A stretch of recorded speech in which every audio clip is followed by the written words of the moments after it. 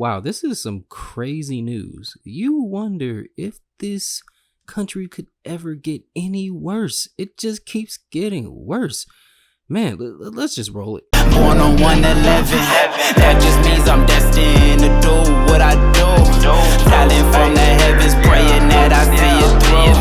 Finally wearing tune, please don't run away so soon. Please don't run away so soon. Please don't run away.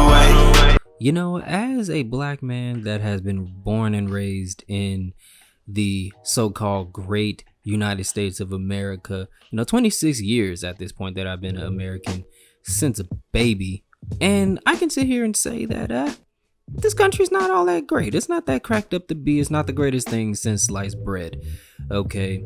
But a lot of people think like that have been born and raised here, because it's easy to take for granted for what we got here, because there are a lot of people out there in third world countries right now that have no cell phone towers. They don't have really anything. They are ravaged by civil war between two neighboring countries, or it's just a lot of stuff that is going on, man. There's people who don't have running water or electricity, and they look at America from the outside in as the promised land. They look at America like this is the way out. You have people that legitimately send their kids to the country of America just so they can get a better chance at life than their parents have ever had in their native country. It's just how it is. America is still, quite frankly, considered, the grass that's greener on the other side, if you know what I mean. But guess what? Trump could really care less about how much you love America, or how much do you think that America is a promised land where you can actually get a real start at life. He doesn't care. His administration could care less. Nobody in the White House right now that is under the Trump administration could care less about your problems and the reason why you need to escape to come to America, because, and we will get into that after I do welcome everybody to the channel. Welcome to the second channel, man. This is my second channel. Main channel is King Will Says. Appreciate everybody that is migrating and coming over from the new channel. Welcome to everybody that is new to the channel. Appreciate you stopping by. Hit those bell notifications so you can stay up to date to every new upload. You already know what the deal is. YouTube does not let you know when your favorite YouTuber always uploads. So, just to minimize missing any kind of uploads, just hit that bell. Appreciate you stopping by. Now, to get into the point that I'm trying to make here, now I'm back on Twitter. I'm back on Twitter, made a new Twitter account. Go follow me there, at King Will Says.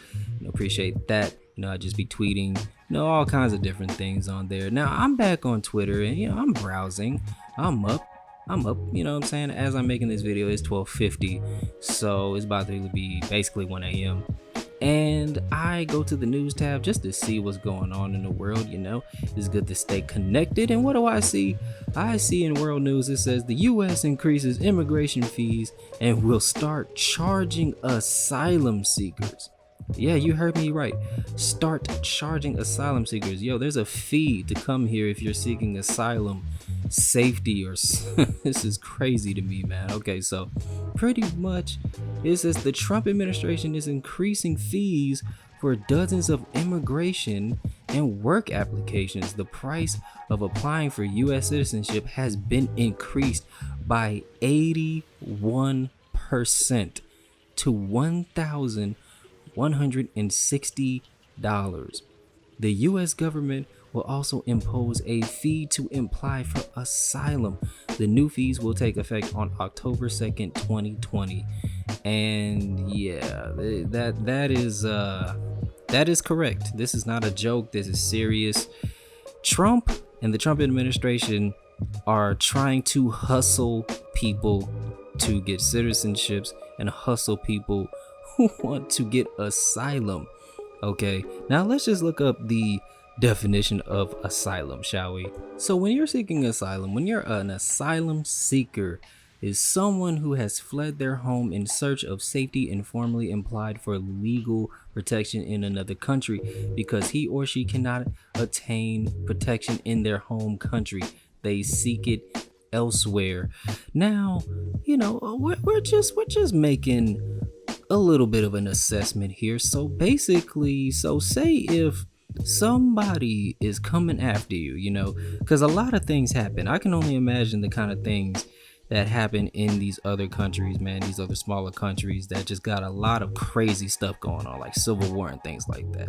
Say if you and your family is being chased or hunted down by some crazy militia people or whoever the case may be, that just taking over, they're going crazy, right?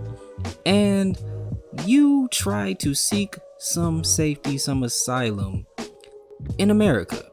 Well, there's gonna be some high charging fee. Yeah, we'll protect you, but you have to give us like, $400 US currency or $500 US currency, so you can get this good protection, is good safety. Yeah, you know what I'm saying? Yeah, we understand that, you have some military people chasing after you and your family to chop your heads off or something like that.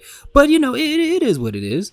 And we get it. We get it that you're coming from a country that is super poor and you don't really have that much money because, come on. There's no stable economy where you're from, but it doesn't matter. We're running a business here. This is the US of A. We need that cash. We're not just handing out freebies here, right? Now, of course, that's just a dramatization. That's not actually reflecting from the actual amount of money that is going to be charged for people to have asylum. So, I read more into it. Of course, CNN is the one that's covering this, right? And it says that there will be a $50 fee for asylum seekers. Okay, so now it says historically asylum seekers around the world are not subject to application fees. According to Migration Policy Institute, the US will join only 3 other countries, Australia, Fiji, and Iran, imposing asylum fees. The new fees take effect on October 2nd, and the announcement comes as the agency is facing a significant budget shortfall and looming furloughs. USCIS closed offices and paused services due to the COVID-19 pandemic, prompting a request for $1.2 billion in emergency funds from Congress. Unlike most federal agencies, USCIS receives most of its funding from the fee collection. So there you go. I'm not an expert, okay? I'm not an expert, and I will put that out there, but this just sounds really stupid and sounds really just inconsiderate to the people that are seeking asylum here. Now, I did take a peek at the replies that people have put under this post, and to be honest with you, a lot of people aren't bothered by it. You have a lot of people that are actually okay with it and saying that it makes sense. It kind of doesn't make sense to me, or maybe I'm just stupid, I don't know, because to first of all jack up $1,000, $1,600 to be more exact. Look, $1,600 is a stretch for me, and I live in America. Okay, that's a lot of money to your average American. People are living paycheck to paycheck.